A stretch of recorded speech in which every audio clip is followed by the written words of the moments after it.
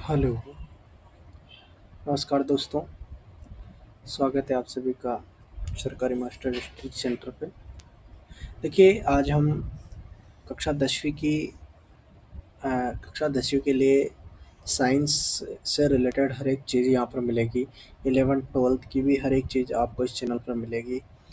आप जो कंटेंट यहाँ से पढ़ना चाहते हैं वो पढ़ सकते हैं। बहुत ही अच्छा कंटेंट यहाँ पर प्रोवाइड करवाया जाएगा। ठीक है। देखिए, आज हम सबसे पहले जिस टॉपिक पर बात कर रहे हैं वो हमारा टॉपिक है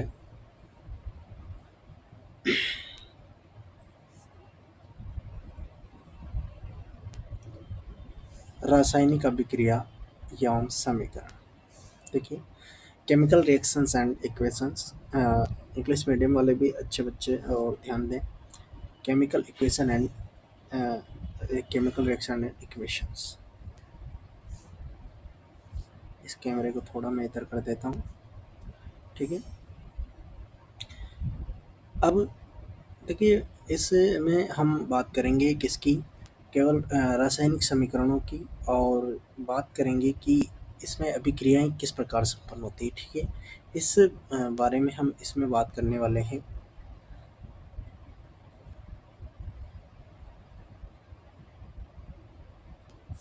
ध्यान से पढ़ते हुए चलेंगे कि देखिए, हम जानते हैं कि पदार्थ की दो भौतिक अवस्थाएं होती हैं। कौन कौन सी दो भौतिक अवस्थाएं होती हैं? पहली भौतिक अवस्था होती है, जो बच्चे सरकारी स्कूल में पढ़ते हैं उनके लिए भी, और जो अच्छे से जिनको समझ में नहीं आता है अच्छे से यहाँ पर समझाने का प्रयास करेंगे। ध्यान से बनी रहे। देखिए, दो भौतिक अवस्थाएं होती है पदार्थ की। पदार्थ की जो भौतिक अवस्थाएं होती है उनमें दो प्रकार के परिवर्तन होते हैं। रासायनिक परिवर्तन और एक भौतिक परिवर्तन। दो प्रकार के परिवर्तन यहाँ पर देखने को मिलते हैं। एक परिवर्तन होता है भौतिक और दूसरा होता है रासायनिक। इसकी साइज और छोटी कर सकते हैं। एक परिवर्तन होता है वही भौतिक और एक होता है रासायनिक। ठीक है। अब हम सबसे पहले भौतिक परिवर्तन होता क्या है। देखिए, भौतिक परिवर्तन वह परिवर्तन होता है जिसमें केवल भौतिक अवस्थाओं में पदार्थ में होने वाले ऐसे परिवर्तन जिनमें केवल भौतिक गुणों में ही परिवर्तन होता है और नए पदार्थ का निर्माण नहीं होता। बहुत इंपॉर्टेंट बात है कि जो भौतिक परिवर्तन होता है उसमें नए पदार्थ का निर्माण नहीं होता है, केवल अवस्थाओं में परिवर्तन होता है। ठीक है। भौतिक गुणों में परिवर्तन होता है। भौतिक गुण कौन कौन से होते हैं भाई? भौतिक गुण होते हैं अवस्था, उस पदार्थ की अवस्था बदल जाए, उस पदार्थ का आकार बदल जाए, या उस पदार्थ की आकृति बदल जाए। ठीक है। तो इस प्रकार के जो भौतिक गुण हैं, और भौतिक गुणों में कौन आते हैं? भौतिक अवस्थाएं बदल जाए, ठोस का द्रव बन जाए, द्रव का ठोस बन जाए, यानी नए पदार्थ का निर्माण ना हो, ऐसा परिवर्तन जो होता है वो भौतिक परिवर्तन होता है। ठीक है। यहाँ पर भौतिक परिवर्तन का पदार्थ में होने वाले ऐसे परिवर्तन जो आप, उदाहरण के लिए जल का बर्फ बनना। देखिए, जल जो है वो क्या बन जाए? या तो बन जाए बर्फ, या फिर बर्फ बन सकता है वापिस से जल, या जल बन सकता है वाष्प। क्या बन सकता है? वाष्प बन सकता है। तो इस प्रकार का जो परिवर्तन है वो कौन सा परिवर्तन कहलाता है भाई? भौतिक परिवर्तन कहलाता है। यानी भौतिक परिवर्तन में नए पदार्थ का निर्माण बिल्कुल नहीं होता है। इसके बाद में दूसरे प्रकार का परिवर्तन हमारे पास है रासायनिक परिवर्तन। देखिए, दूसरे प्रकार का परिवर्तन हमारे पास है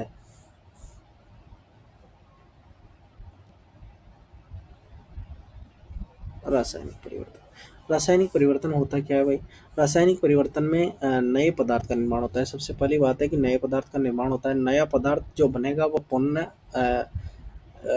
प्रारंभिक पदार्थ में आने में उसको आ नहीं सकता। ठीक है। नया पदार्थ जब बन गया है तो नया पदार्थ बनने के लिए, देखिए, दूध का दही में परिवर्तन। दूध का दही में परिवर्तन हो गया। भोजन का पाचन, अंगूर का किण्वन, लोहे पर जंग लगना, श्वसन आदि। और ये कौन से प्रकार का परिवर्तन है? ये सभी परिवर्तन है रासायनिक परिवर्तन। और एक और परिवर्तन आपकी बुक्स में दिया गया है, मैग्नीशियम रिबन का जलना। मैग्नीशियम रिबन का जलना भी एक प्रकार का कौन सा परिवर्तन है? रासायनिक परिवर्तन है। ठीक है। आगे मैं बात करूं कि रासायनिक अभिक्रियाएं किसे कहते हैं। देखिए,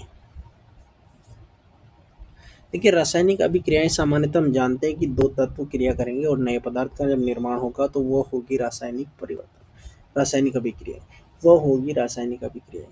यानी ये जो पदार्थ की भौतिक अवस्थाओं में परिवर्तन हो रहा है, यहाँ पर भी कहीं ना कहीं रासायनिक अभिक्रियाएं संपन्न हो रही है। ठीक है, यहाँ पर भी कहीं ना कहीं रासायनिक अभिक्रियाएं संपन्न हो। ठीक है भाई, रासायनिक अभिक्रियाएं क्या होती है? रासायनिक अभिक्रियाएं वो होती है जिसमें दो पदार्थ मिलकर एक नए पदार्थ का निर्माण करते हैं, वो क्या होते हैं? रासायनिक अभिक्रिया होती है। देखिए रासायनिक अभिक्रिया में जैसे मान लीजिए ए प्लस बी और कम ये सी बना, तो ये जो तीर के निशान के इधर होते हैं जो आपस में क्रिया करते हैं, ये होते हैं अभिकारक। क्या होते हैं भाई? अभिकारक होते हैं, रिएक्टेंट होते हैं,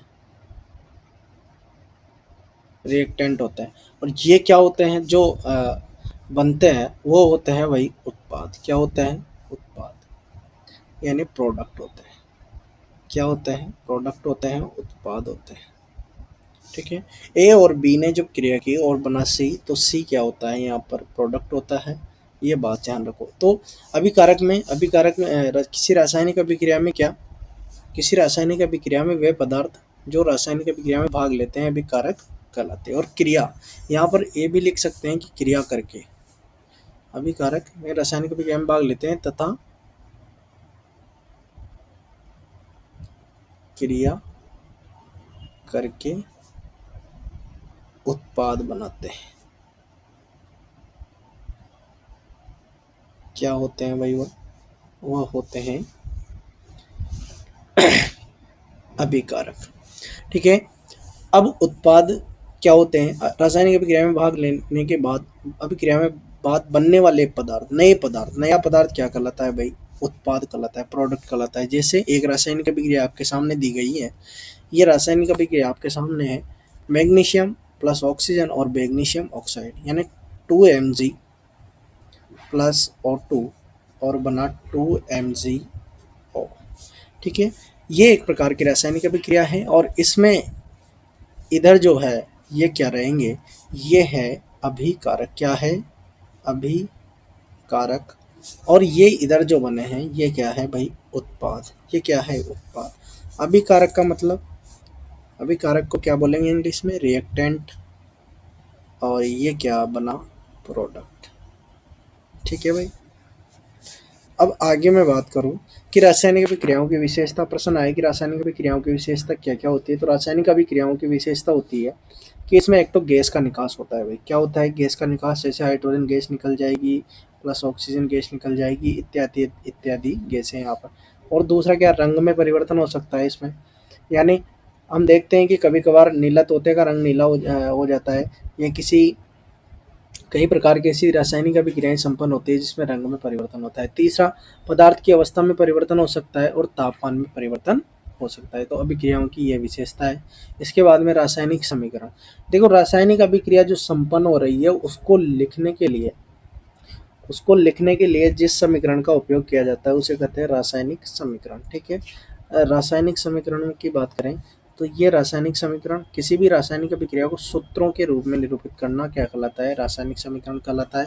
जैसे जैसे मान लो जैसे मान लो सोडियम, कोई दे दी गई है हमारे पास रिएक्शन, सोडियम प्लस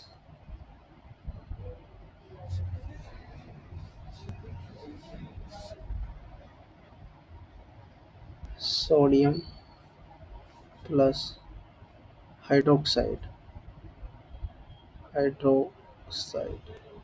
ये क्रिया करेंगे। देखो ये क्रिया करेंगे तो सोडियम इसको सूत्रों के रूप में, सोडियम Na हो गया प्लस हाइड्रोक्साइड OH, और ये जो बनेगा NaOH, इसकी हम बात कर रहे हैं। तो ये किसी भी रासायनिक अभिक्रिया को सूत्रों के रूप में प्रदर्शित करने को क्या कहते हैं? रासायनिक समीकरण कहते हैं। और किसी भी रासायनिक अभिक्रिया को सूत्रों के रूप में निरूपित करना क्या कहलाता है? रासायनिक समीकरण कहलाता है। जैसे रासायनिक समीकरण आपके सामने लिखी हुई है, रासायनिक समीकरण आपके सामने लिखी है 2 मैग्नीशियम प्लस ऑक्सीजन और 2MgO, 2 मैग्नीशियम प्लस O2 क्या बनेगा? 2MgO बनेगा भाई। ठीक है, इस प्रकार की रासायनिक समीकरण संपन्न हो सकती है। रासायनिक समीकरण का तीर का निशान रासायनिक अभिक्रिया की दिशा को बताता है। ये तीर का निशान क्या बताता है? रासायनिक अभिक्रिया की दिशा को बताता है। यदि तीर का निशान इधर हो रहा है तो इसका मतलब रासायनिक अभिक्रिया अग्र दिशा में, और इधर हो रहा है तो अभिक्रिया पश्चिम दिशा में संपन्न हो रही है।